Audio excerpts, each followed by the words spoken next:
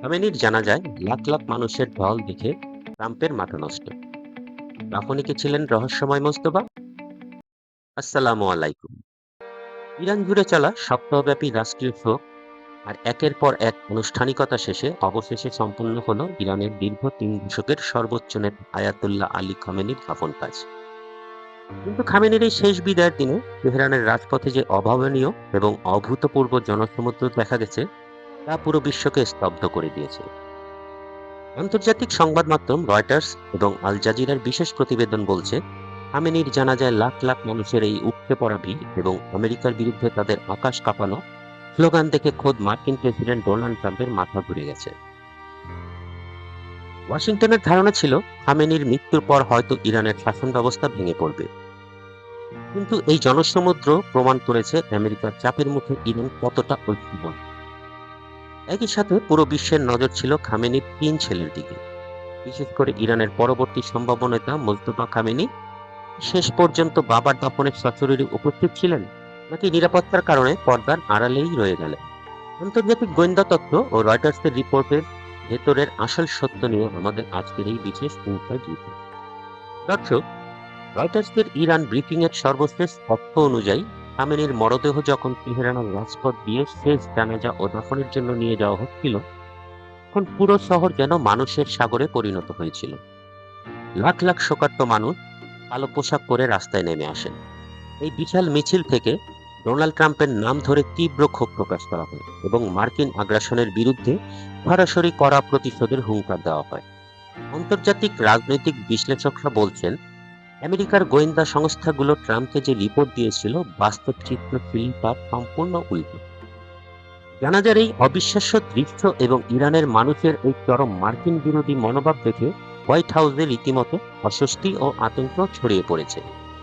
Trump প্রশাসন বুঝতে পারছে, ইরানের ওপর যতই সামরিক ও অর্থনৈতিক চাপ দেওয়া হোক না কেন, দেশটির অভ্যন্তরীণ শক্তি এখনো কতটা মজবুত।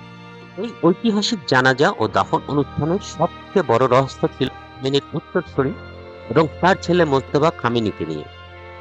রয়টার্স এবং আল জাজিরার পূর্ববর্তী রিপোর্ট অনুযায়ী খামেনির 3 ছেলে জানাজায় বিভিন্ন আনুষ্ঠানিকতায় অংশ নিলেও 64 বছর বয়সী মোস্তফা খামেনিকে নিয়ে ধোঁয়াশা কাটেনি। মার্কিন ও ইসরায়েলি বিমান হামলায় তিনি মারাত্মক আহত হয়েছেন এমন গুঞ্জন ছড়ানোর পর থেকে চরম নিরাপত্তা সতর্কতার কারণে মোস্তফাকে জনসাধারণের সামনে বা ক্যামেরার মুখোমুখি হতে দেওয়া হয়নি। দাফনের চূড়ান্ত মুহূর্তে বিপ্লবী গার্ড বাহিনী আইআরজিসির সর্বোচ্চ প্রোটোকল অত্যন্ত গোপনীয়তার সাথে খামেনির দাফন সম্পন্ন করা হয়। বিশ্লেষকদের মতে মোস্তফা খামেনিকে এই জনসমক্ষে না এনে পর্দার আড়ালে রাখার মূল কারণ হলো ইসরায়েলি মোসাদ বা মার্কিন ড্রোন হামলার ঝুঁকি এড়ানো। তিনি দাফনের প্রক্রিয়ায় যুক্ত থাকলেও রাষ্ট্রীয় মিডিয়ার ক্যামেরার লেন্স থেকে তাকে সম্পূর্ণ দূরে রাখা হয়েছিল। খামেনির এই সপ্তাহব্যাপী শেষকৃত্য অনুষ্ঠান কেবল একটি বিদায় পর্ব ছিল না, এটি ছিল মূলত ইরানের বিপ্লবী গার্ড বাহিনীর শক্তি প্রদর্শনের মঞ্চ। জানাজা শেষ হওয়ার কয়েক ঘন্টার মধ্যেই ইরানের নতুন নেতৃত্ব এবং সামরিক জেনারেলরা হুথি, হিজবুল্লাহ এবং হামাসের প্রতিনিধিদের সাথে তেহরানের এক জরুরি বৈঠক করেছেন। ওই জানাজায় লাখ লাখ মানুষের উপস্থিতি প্রমাণ করেছে যে খামেনির অবর্তমানেও ইরানের রেভলিউশনারি গার্ড দেশের শাসনভার শক্ত হাতে ধরে রেখেছে এবং আমেরিকার সাথে চলমান পরমাণু ও সামরিক দ্বন্দ্বে তারা এক চুলও পিছু হটবে না। খামেনির জানাজায় এই বিশাল জনজোয়ার এবং আমেরিকার বিরুদ্ধে প্রতিশোধের হুঙ্কার কি মধ্যপ্রাচ্যের যুদ্ধকে আরো বিপজ্জনক করে তুলবে? মোস্তফা খামেনির এই গোপন রণকৌশল ট্রাম্পের জন্য কতটা ভয়ের কারণ হতে পারে? আপনার মূল্যবান মতামত কমেন্টে জানান।